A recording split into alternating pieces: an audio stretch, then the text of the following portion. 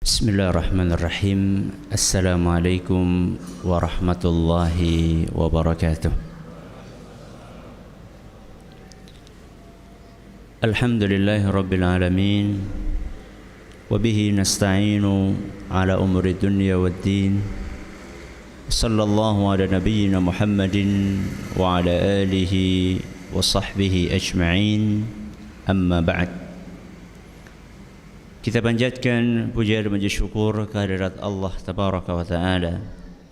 Pada kesempatan malam yang berbahagia kali ini, kita masih kembali diberi kekuatan, kesehatan, hidayah serta taufik dari Allah Jalla wa Ala, sehingga kita bisa kembali menghadiri kajian rutin akhlak di Masjid Jenderal Sudirman di Purwokerto ini.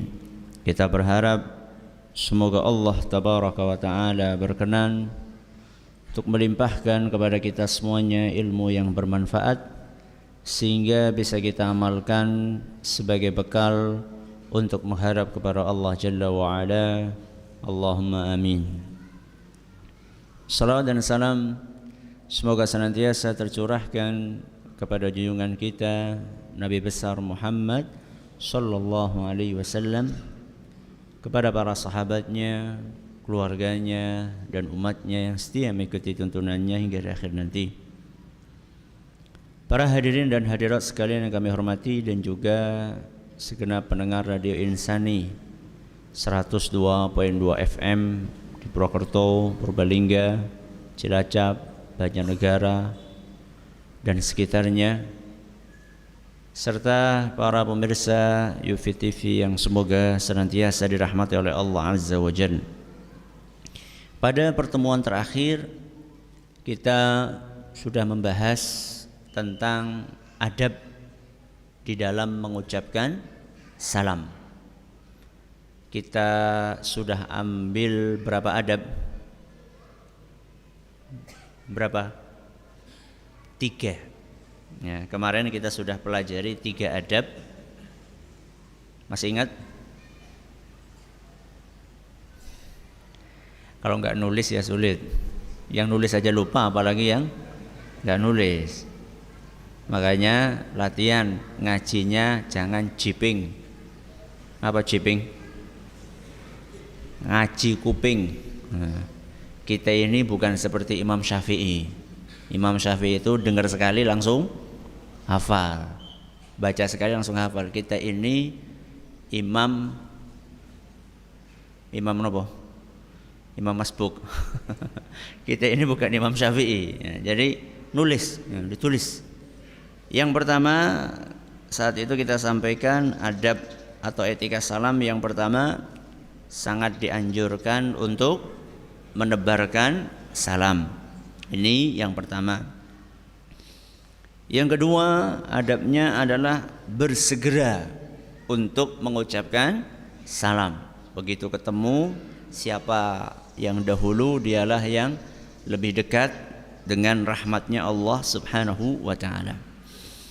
Kemudian yang ketiga, berusaha untuk menggunakan redaksi salam yang sempurna, baik yang mengucapkan maupun yang menjawab.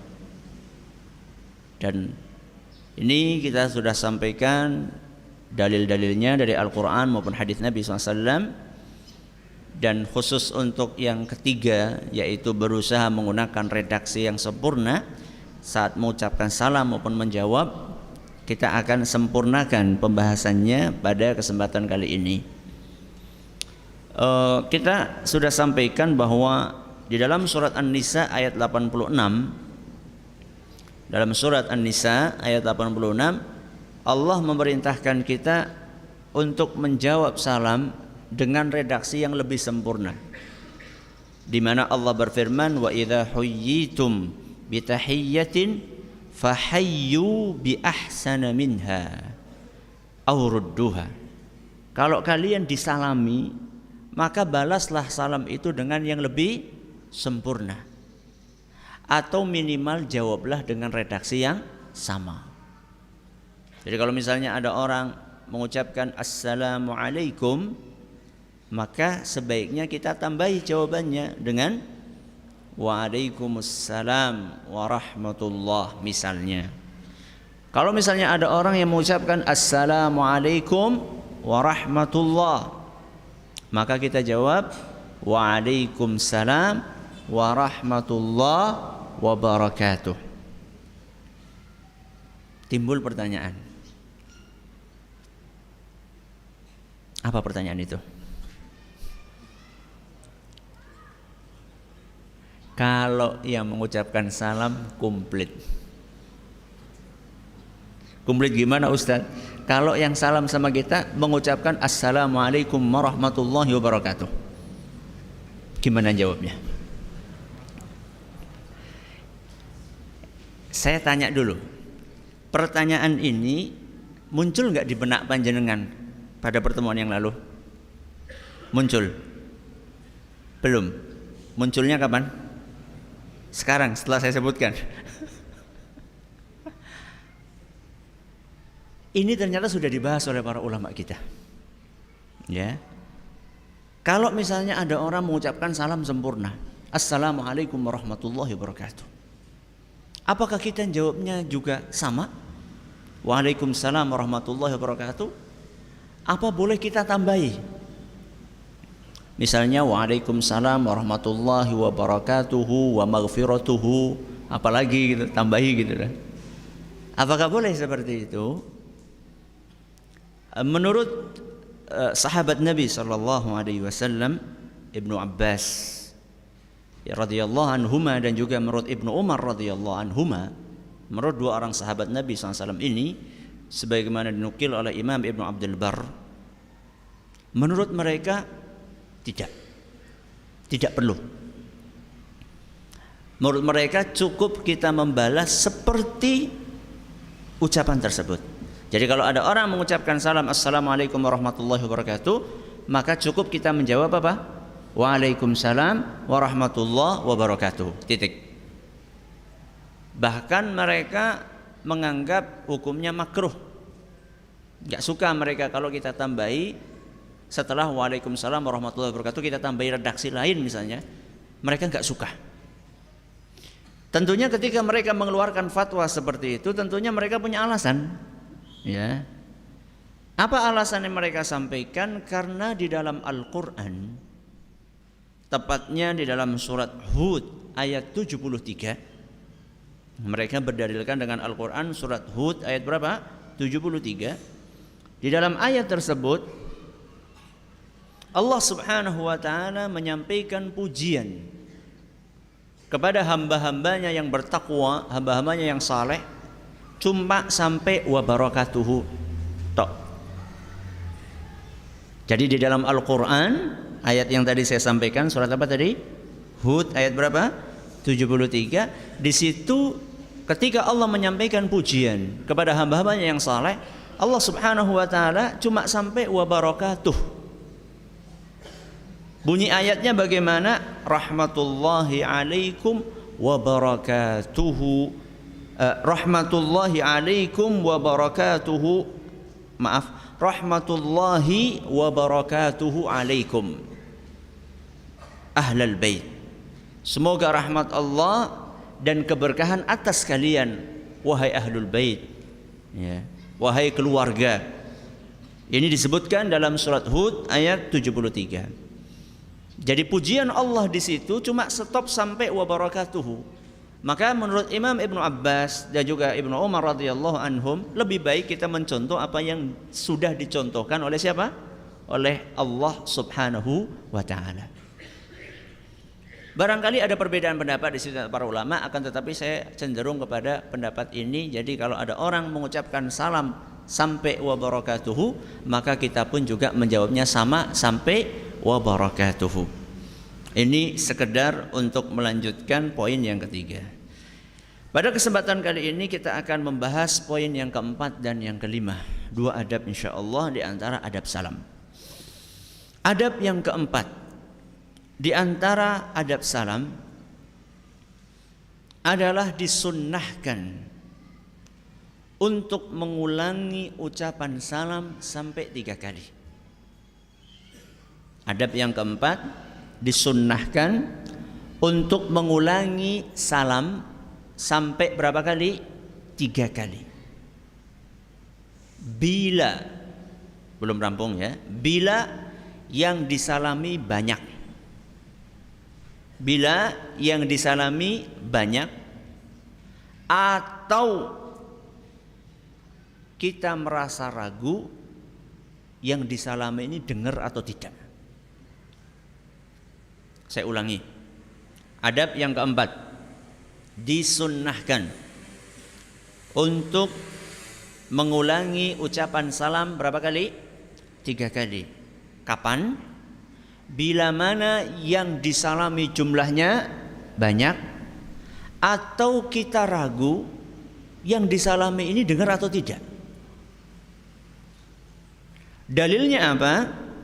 Dalam sebuah hadis sahih, Anas ibnu Malik menceritakan annahu sallallahu alaihi wasallam kana idza takallama bi kalimatin a'adaha thalathan, bahwasanya Nabi sallallahu alaihi wasallam manakala beliau berbicara mengulangi ucapannya 3 kali. Kalau beliau berbicara, beliau mengulangi berapa kali? 3 kali. Prakteknya gimana Ustaz? Kalau kita ketemu sama orang, Assalamualaikum. Waalaikumsalam. Gimana kabarmu? Gimana kabarmu? Gimana kabarmu? Terus yang jawab gitu ya. Baik, baik, baik gitu. Apakah seperti itu maksudnya? Ini orang yang memahami seperti ini karena tidak membaca hadisnya secara lengkap.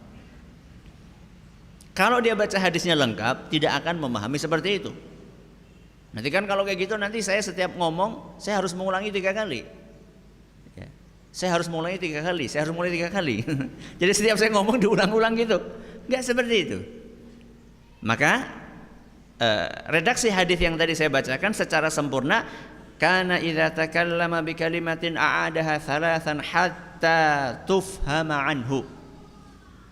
Bahwa Nabi SAW kalau berbicara, beliau mengulangi ucapannya 3 kali supaya difahami. Jadi alasannya apa beliau mengulangi 3 kali? Supaya difahami. Berarti kalau sekali sudah difahami gimana? Ya sudah. Gak difahami itu contohnya gimana Ustaz? Contohnya kalau misalnya yang ngomong itu gremeng, ya. Apa mau? Nah. Kalau misalnya sampai yang diajak ngomong sampai tanya apa tadi kamu ngomong, maka seharusnya kita itu jangan menjawab tell me, tapi kita ulangi gitu loh. Kita ulangi sampai 2 kali, bahkan kalau perlu sampai 3 kali. Dan ini perlu kita pahami semuanya dan perlu kita praktekkan dalam kehidupan kita sehari-hari. Bahwa kalau kita ngomong sama orang lain, pertama milihlah ucapan yang gampang dicerna. Apalagi kalau kita berbicara dengan orang yang mungkin tingkat pemahamannya di bawah kita.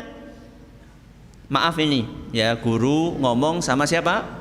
Murid. Kadang-kadang guru sudah menyerahkan paham, ndak. Kowe tok ora paham. Nabi SAW adalah sebaik-baik guru. Jadi kalau panjenengan pengen jadi guru yang baik, contohlah siapa? Nabi kita SAW. Termasuk juga orang tua ngomong sama anaknya.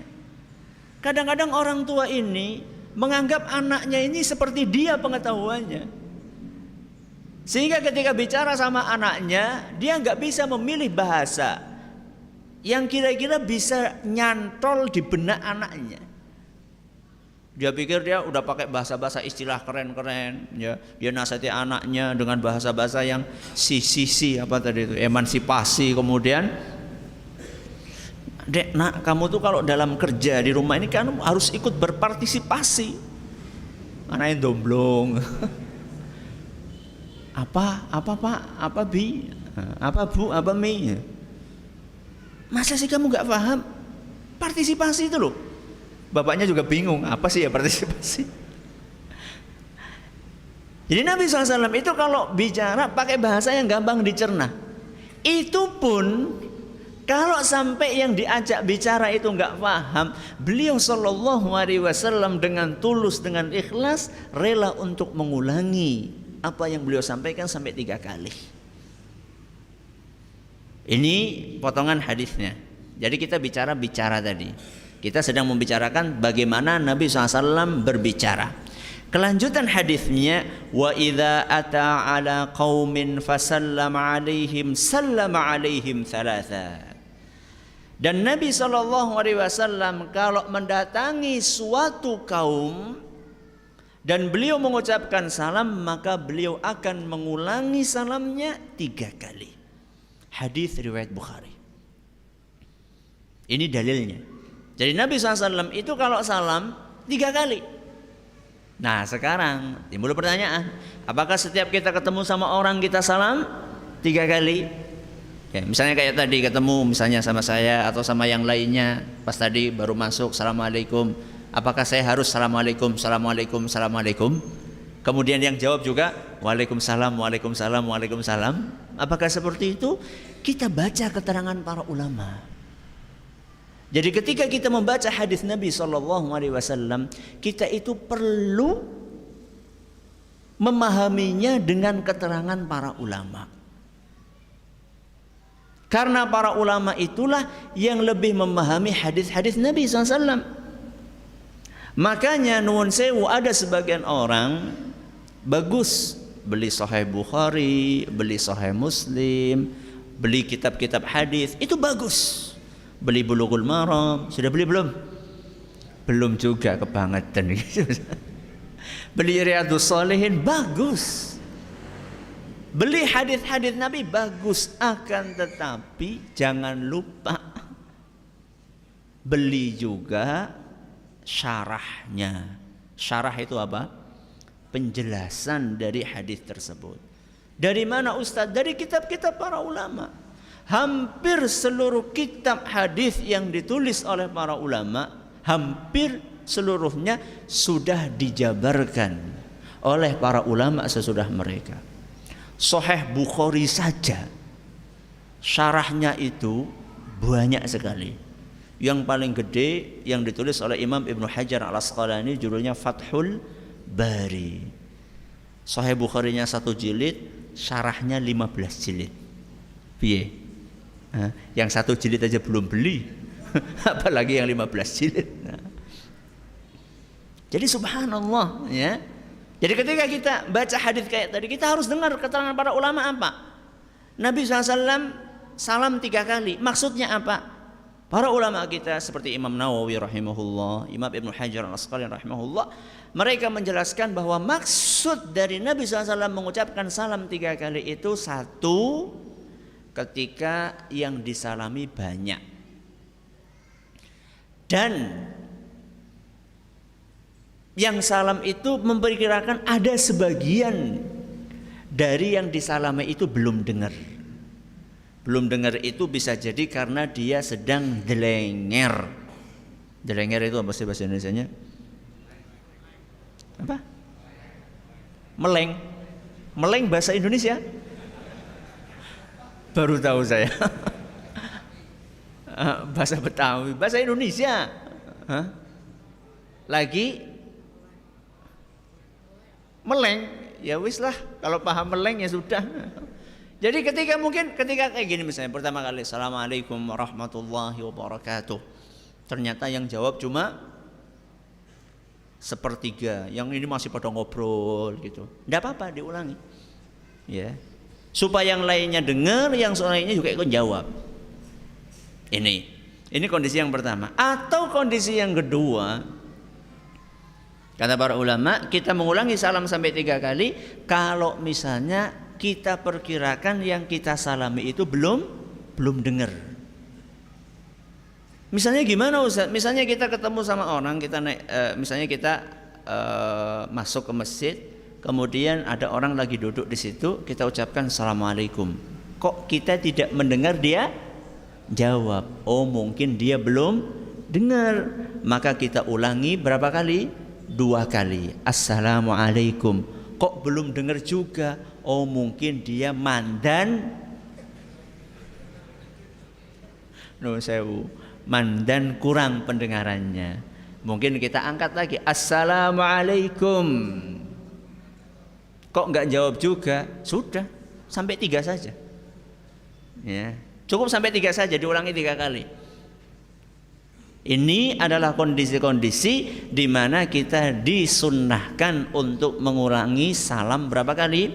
3 kali. Ini adab yang keberapa? Adab yang keempat. Adab yang kelima.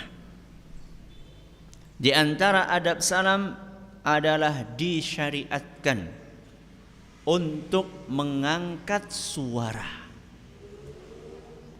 Disyariatkan untuk mengangkat suara ketika mengucapkan salam dan ketika menjawab salam. Saya ulangi, adab yang kelima, disyariatkan untuk mengangkat suara ketika mengucapkan salam maupun ketika menjawab salam. Perhatikan baik-baik, saya katakan mengangkat suara, bukan teriak. Beda ya? Ya. Saya sengaja pilih kata ini supaya nanti jangan sampai ada orang bengok-bengok salam. Enggak. Mengangkat suara. Nanti kita akan jelaskan volumenya berapa. Kita akan jelaskan. Masya Allah Ustaz, ada volumenya juga. Iya. Makanya ikuti sampai selesai pengajiannya. Jangan keluar dulu. Kecuali kalau kebelet.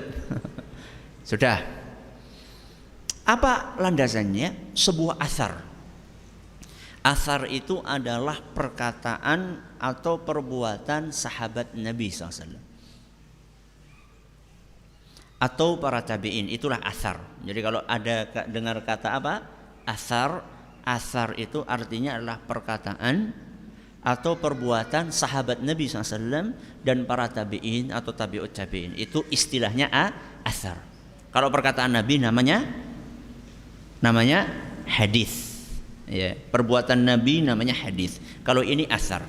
Sebuah athar, dalam sebuah athar yang diriwayatkan oleh Imam Bukhari dalam kitabnya Al-Adabul Mufrad, dan sanad athar ini dinyatakan sahih oleh Imam Ibnu Hajar dan juga oleh Syekh Al-Albani, disebutkan an Thabit ibni Ubaid. Thabit ibnu Ubaid bercerita, ataitu majlisan fihi Abdullah ibnu Umar. Pada suatu hari aku datang ke suatu majlis. Di majlis itu ada Abdullah ibnu Umar. Abdullah ibnu Umar ini anaknya siapa? Gampang banget. Abdullah ibnu Umar ini anaknya siapa? Umar loh, gena-gena Abdullah ibnu Umar. Ya. Anaknya Umar bin Khattab ini sahabat Nabi SAW. Jadi Thabit bercerita, suatu hari saya datang ke majelis. Di majelis itu ada Ibnu Umar, ada Abdullah Ibnu Umar radhiyallahu anhuma. Kemudian Abdullah Ibnu Umar berkata, "Idza sallamta fa asmi'." Wahai Thabit, kalau kamu ucap salam itu yang kedengaran. Ya, ucap salam, angkat suara kamu. Kenapa? Fa innaha tahiyyatun mubarakatun thayyibatun. Karena salam itu adalah ucapan yang penuh dengan berkah dan sangat baik. Ini nasihat dari Ibnu Umar kepada Thabit. Wahai Thabit, karena saat itu Thabit mengucapkan salam. Dalam riwayat lain dalam Musannaf Ibnu Abi Syaibah disebutkan Thabit ini ucap salam, tapi Ibnu Umar nggak dengar. Berarti mengucapkannya dengan suara yang lirih. Assalamualaikum. Mungkin seperti itu ya. Lirih. Ustaz, kenapa sih Ustaz? Iya, memang ada sebagian orang seperti itu. Sebagian orang itu orang pede ya, untuk mengucapkan salam. Ya. Padahal ila syiarnya Islam. Ya. Jadi Ibnu Umar menasehati, kenapa kamu nggak angkat suara kamu ketika mengucapkan salam? Salam itu kan sesuatu yang penuh berkah, sesuatu yang baik. Kenapa malu melakukan sesuatu yang baik? Dan memang di zaman kita ini banyak orang yang malu untuk melakukan kebaikan. Ada sebagian orang ke masjid malu. ya, isinlah masjid. Nah, mbok didelengi nang wong. Jadi ada sebagian orang seperti itu loh. Kenapa sih jenengan kan di samping rumah jenengan di RT jenengan kan ada masjid. Kenapa nggak ada yang azan, nggak ada yang qomat? Malu kalau saya azan sendiri, qomat sendiri, ngimami sendiri, jadi makmum sendiri, malu. Subhanallah. Melakukan kebaikan kok malu. Malu itu nek nyolong pelem, melakukan keburukan malu. Ya. Sebagian muslimat juga seperti itu. Ya, ke sekolah, remaja-remaja sekarang ke sekolah pakai jilbab, katanya apa? Malu. Dikatakan ndak gaul. Ya. Seharusnya yang malu itu yang nganggo klambi urung dadi. Itu yang malu. Melakukan kebaikan jangan malu, termasuk salam ini. Ya. Dan di antara dalil yang menunjukkan bahwa salam itu perlu mengangkat suara adalah hadis-hadis yang memerintahkan kita untuk menebarkan salam. Afshus salam, tebarkanlah salam. Loh, menebarkan salam itu gimana kalau misalnya setiap orang ketemu Assalamualaikum? Itu syiarnya di mana? Salam itu syiar. Ya. Kayak azan. Azan itu syiar. Syiar berarti harus kelihatan, harus didengar. Kalau misalnya ada muadzin, Allahu Akbar, Allahu Akbar, itu namanya bukan syiar. Makanya pada zaman dahulu yang namanya azan itu naik kemana? Ke tempat yang tinggi karena syiar. Kalau sekarang sudah diwakili dengan apa namanya ini? Speaker. Ya. Maka keliru kalau misalnya ada orang mengatakan, "Lah, seru-seru lah, azan kok seru-seru." Subhanallah. Ya bukan teriak-teriak, memang kita angkat suara. Sudah. Jadi itu diantara dalil yang menunjukkan bahwa ketika salam kita diperintahkan untuk mengangkat suara. Volume. Nah, sekarang volumenya. Seberapa sih volumenya yang diperintahkan? Tentunya saya bukan bicara angka ya. Kalau bicara angka nanti volumenya beda-beda antara HP jenengan sama HP saya, ya, antara radio ini sama radio ini. Kita bicara volume itu bukan angka. Para ulama mengatakan bahwa volume suara batas minimumnya adalah ketika salam kita bisa didengar oleh orang yang kita salami.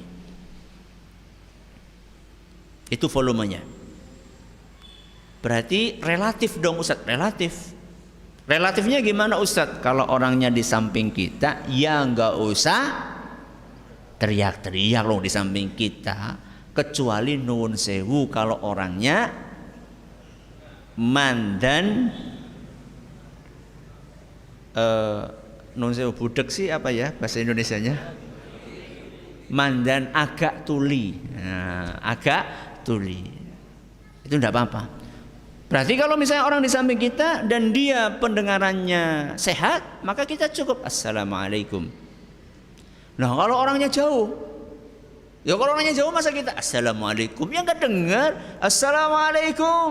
Nah, jadi volumenya itu batas minimalnya bisa didengar oleh orang yang kita salami. Kalau misalnya ya tidak didengar, maka tidak wajib bagi yang disalami untuk jawab. Jadi jangan salahkan orang itu kalau dia tidak menjawab salam Anda, manakala Anda itu mengucapkan salam suaranya lirih. Jangan salahkan dia. Lawang dia nggak dengar kok. Ini yang mengucapkan salam, termasuk yang jawab. Yang jawab gimana Ustadz? Yang jawab juga sama, volumenya kira-kira suaranya bisa didengar sama yang mengucapkan salam. Sama kayak tadi, kalau dekat Assalamualaikum kita ucapkan Waalaikumsalam. Nah kalau jauh gimana Ustadz? Waalaikumsalam. Gak apa-apa, keras supaya didengar sama dia. Ustadz, kalau misalnya ada orang jawab salam suaranya lirih, itu bagaimana Ustadz? Kata para ulama, kewajiban dia menjawab salam belum gugur. Berarti dosa Ustaz? Iya, menurut sebagian ulama seperti itu. Ya, jadi kalau misalnya ada orang ucap assalamualaikum, kemudian kita jawabnya waalaikumsalam. Nah, atau cuma bahkan nggak ada suaranya, cuma mulutnya cuma umik-umik, mulutnya cuma bergerak saja, maka kata para ulama belum gugur kewajiban dia untuk menjawab salam sampai dia menjawab dengan volume suara yang bisa didengar oleh orang yang mengucapkan salam ini. Dan sengaja kita agak panjangkan hal ini karena maaf tidak sedikit orang-orang yang kurang memperhatikan adab ini. Sudah disalami nggak jawab-jawab, sudah disalami nggak jawab-jawab, atau ketemu sama orang salam tapi loh kamu kok ketemu nggak salam? Uwis mau salam gue sing genah, salam gremeng. Ya. Termasuk juga kalau nanti kita akan bahas masuk rumah juga sama seperti itu. Kadang-kadang anak kita masuk salam, loh Le kok nggak salam? Sudah. Tuh kalau salam itu ya dengan suara yang bisa kedengaran. Assalamualaikum, ya, yang jelas. Ya. Ustadz, ada pengecualian nggak Ustadz? Ada. Ya. Mengenai adab ini yaitu mengangkat salam ketika mengucapkan atau menjawab, ini ada pengecualiannya. Baik untuk mereka yang mengucapkan maupun buat mereka yang menjawab. Kita awali dulu pengecualian untuk mereka yang memulai mengucapkan salam. Tadi sudah kita bahas kalau orang mengucapkan salam disunahkan untuk mengangkat apa? Suara. Kecuali dalam satu kondisi atau dalam suatu kondisi. Kondisi apakah itu? Kondisi ketika kita mengucapkan salam kepada sekelompok orang sebagian sedang tidur. Saya ulangi. Disunahkan mengangkat suara ketika salam, kecuali dalam kondisi kita mengucapkan salam kepada sekelompok orang sebagiannya sedang tidur. Kalau sebagian tidur berarti sebagian ya nggak tidur lah. Wong sebagian tidur berarti sebagian nggak tidur. Loh kalau misalnya semuanya tidur salam sama siapa? Dan ini dipraktekkan oleh Nabi kita Muhammad sallallahu alaihi wasallam di dalam hadis riwayat Muslim. Di dalam hadis riwayat Muslim. Dari seorang sahabat Nabi yang bernama Al-Miqdad. Jadi Al-Miqdad ini sedang bercerita dalam hadis panjang tentang bagaimana Nabi SAW memuliakan tamunya. Jadi kisahnya secara ringkas, ada 3 orang datang, ya, dan mereka itu sudah lemes sekali. Diceritakan dalam hadis itu sampai nggak bisa ngelihat, nggak bisa dengar, saking apanya? Saking lemesnya. Dan mereka bertamu ke rumah-rumah sahabat. Ternyata para sahabat juga nggak punya apa-apa di rumah. Akhirnya datang ke rumahnya Nabi SAW. Alhamdulillah di rumah Nabi itu ada 3 kambing. Jumlahnya tadi yang datang berapa? 3. Sama Nabi sudah peras sendiri situ susunya. Mereka perah, minum susunya sampai kenyang. Nanti dalannya keton maning. Ya. Karena tadi ketika datang itu mereka diceritakan sudah nggak bisa ngelihat, dalam arti sudah berkunang-kunang, denger aja udah nggak konsentrasi. Ya. Nah diceritakan oleh Al-Miqdad, fayaji'u minal laili fayusallimu tasliman la yuqidhu na'iman wa yusmi'ul yaqdhan. Di malam harinya ketika kami sedang istirahat, tamu-tamu itu lagi istirahat, Nabi SAW datang menjenguk kami.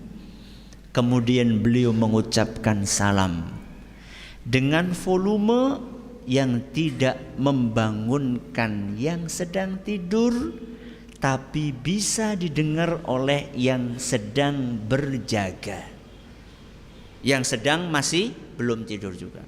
Lihat, Nabi SAW Ketika tahu bahwa yang disalami ini sebagian sedang tidur, sebagian belum tidur, beliau datang mengucapkan salam dengan volume yang kira-kira tidak membuat orang yang sedang tidur itu terbangun. Berarti kira-kira bagaimana salamnya? Ya nggak terlalu keras, ya nggak terlalu keras. Mungkin bisik-bisik, ya, karena suasananya malam-malam, bisik-bisik pun akan terdengar. Assalamualaikum. Yang masih berjaga, yang masih terjaga, yang belum tidur bisa dengar, sedangkan yang tidur nggak bangun. Dan ini disebutkan dalam hadis riwayat Muslim, hadis sahih riwayat Muslim. Dan ini subhanallah menunjukkan kepada kita betapa tingginya etika Nabi SAW. Beliau nggak ingin ganggu orang yang sedang tidur. Saya tanya, salam ibadah bukan? Ibadah bukan? Ibadah. Walaupun Nabi SAW ingin mengamalkan ibadah, tapi beliau tidak ingin ganggu orang yang sedang tidur. Bagaimana dengan orang yang ganggu tidur dengan suara knalpot? Knalpot wis apik-apik, renyah-renyah malah diganti sing suarane ya cempreng. Kalau memang aslinya cempreng ya gimana lagi, punyanya ya seperti itu. Enggak, ini subhanallah knalpot itu kadang-kadang subhanallah sudah kayak gitu masuk ke gang malam-malam lagi nggak dimatikan. La ilaha illallah. Atau orang yang sedang barang gawe kemudian pasang speaker nganti pira sampai 3 tingkat. Nek urung 3 tingkat wong sedesa urung krungu marem. Yang mengucapkan salam saja Nabi SAW yang genah-genah ibadah, beliau tidak mau sampai mengganggu orang yang sedang tidur. Ini adab semulia apa ini yang dipraktekkan oleh Nabi SAW? Dalam satu sisi beliau tidak pengen mengganggu orang yang tidur, nggak pengen mengagetkan mereka, nggak pengen mengganggu istirahat mereka. Dalam waktu yang sama beliau juga nggak mau kehilangan pahala. Pahala apa? Salam. Beliau tetap mengucapkan salam. Beliau tidak katakan lah mau ganggu sing lagi turu. Enggak beliau katakan seperti itu. Beliau tetap salam. Beliau tetap dapat pahala. Yang mendengar juga tetap dapat pahala. Akan tetapi beliau juga tidak berdosa karena tidak mengganggu orang yang sedang istirahat. Subhanallah. Adab yang seperti ini adanya itu di dalam agama Islam. Dan adanya di dalam kehidupan Nabi kita Muhammad sallallahu alaihi wasallam. Ini pengecualian yang pertama. Jadi kalau orang mengucapkan salam disunahkan angkat suara, kecuali kalau lagi mengucapkan salam kepada orang sekelompok yang sebagian sedang tidur, sebagian terjaga. Baik. Pengecualian berikutnya bagi yang jawab salam. Tadi kita sampaikan bahwa orang yang jawab itu suaranya harus kedengaran. Ada satu kondisi yang boleh masuk waktu isya ya. Monggo. Kita lanjutkan insyaallah ba'da adzan. Kita lanjutkan. Ini pengecualian bagi si penjawab salam. Jadi tadi kita sudah katakan kalau orang jawab salam itu hendaklah dia menjawab dengan suara yang terdengar. Ada pengecualian dalam 2 kondisi. Kondisi yang pertama adalah ketika kita sedang sholat. Ketika kita sedang sholat. Kalau misalnya kita sedang sholat, ada orang yang mengucapkan salam kepada kita, maka cukup bagi kita untuk menjawabnya dengan isyarat. Dengan isyarat. Isyaratnya seperti apa? Ada beberapa cara yang dicontohkan oleh Nabi SAW. Kadang dengan telapak tangan, kadang dengan jari, kadang dengan kepala. Sebagaimana disebutkan dalam kitab Aunul Ma'bud, ya, ada beberapa cara untuk isyarat menjawab salam. Saya akan bawakan salah satu contohnya dalam sebuah hadis yang diriwayatkan oleh Imam Abu Dawud, dan hadis ini dinyatakan hasan sahih oleh Syekh Al-Albani. Ibnu Umar radhiyallahu anhu menuturkan, kharaja Rasulullah SAW ila Quba yusalli fihi. Pada suatu hari Nabi SAW pergi ke Masjid Quba. Masjid Quba di mana? Di Madinah. Kemudian Nabi SAW sholat di situ. Faja'athul ansaru fasallamu alaihi wa huwa yusalli. Dan ketika Nabi SAW sedang sholat, sebagian golongan Ansor datang dan mengucapkan salam kepada Nabi SAW. Padahal beliau sedang apa? Sedang sholat. Maka Ibnu Umar pun penasaran. Ya, saat itu bagaimana Nabi SAW menyikapi salam tersebut? Maka beliau bertanya kepada orang yang hadir, yaitu Bilal, kaifa ra'aita Rasulullah SAW yaruddu alaihim hina kanu yusallimuna alaihi wa huwa yusalli? Wahai Bilal, bagaimana yang dilakukan oleh Nabi SAW ketika ada orang-orang yang salam sama beliau padahal beliau lagi salat? Maka beliau mengatakan, yaqulu hakadha. Nabi SAW memberikan isyarat seperti ini.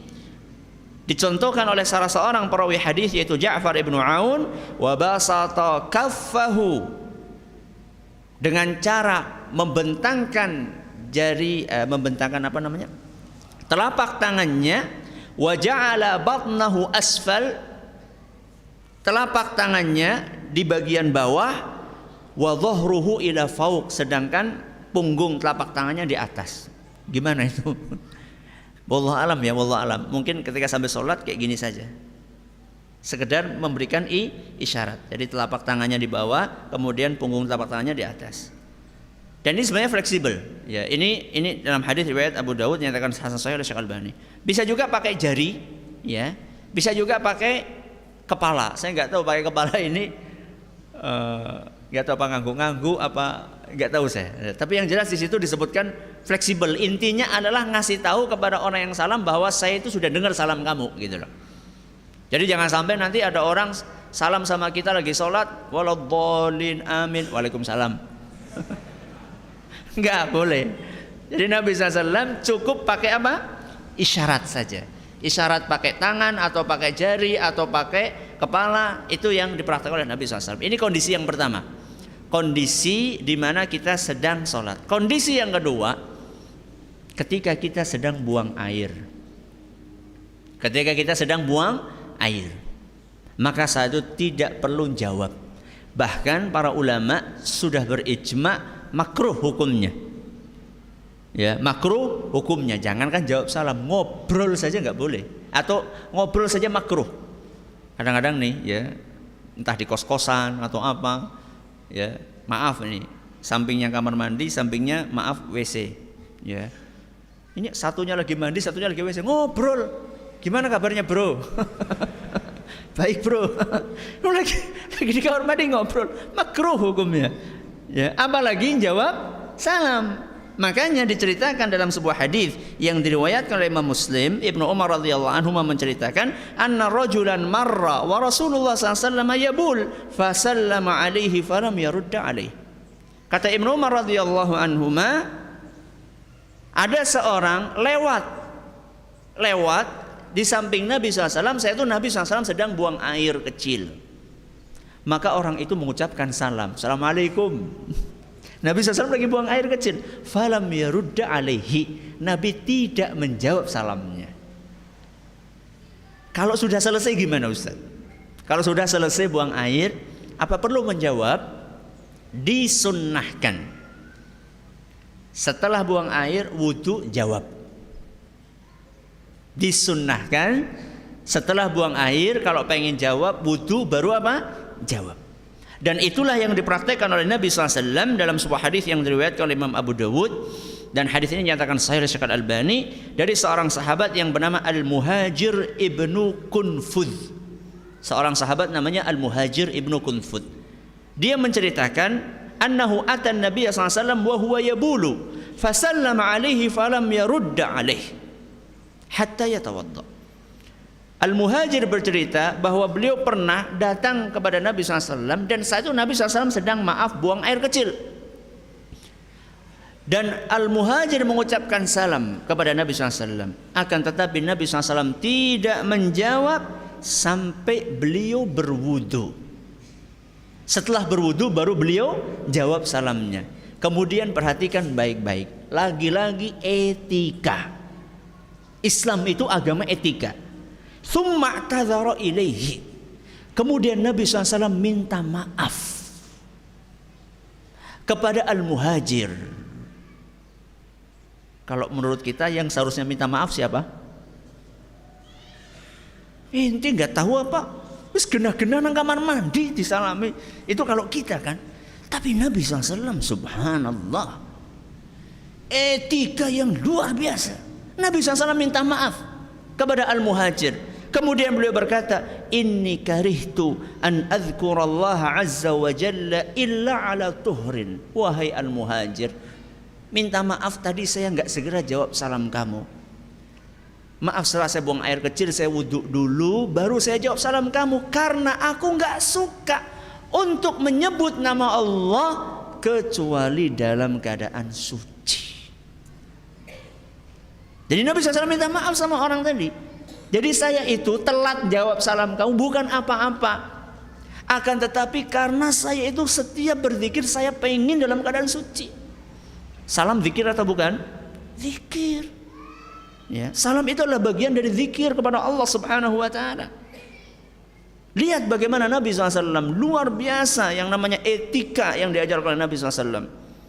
Makanya amat disayangkan kita kaum muslimin masih sangat jauh dari etika yang diajarkan oleh Nabi SAW. Makanya inilah langkah pertama kita, hadir pengajian tentang akhlak, supaya kita bisa meneladani, benar-benar meneladani Nabi kita Muhammad Sallallahu Alaihi Wasallam. Semoga apa yang kami sampaikan bermanfaat. Terima kasih atas perhatiannya. Mohon maaf segala kurangannya. Kita tutup dengan membaca Subhanakallahumma bihamdika asyhadu an la ilaha illa anta astaghfiruka wa atubu ilaik. Assalamualaikum warahmatullahi wabarakatuh.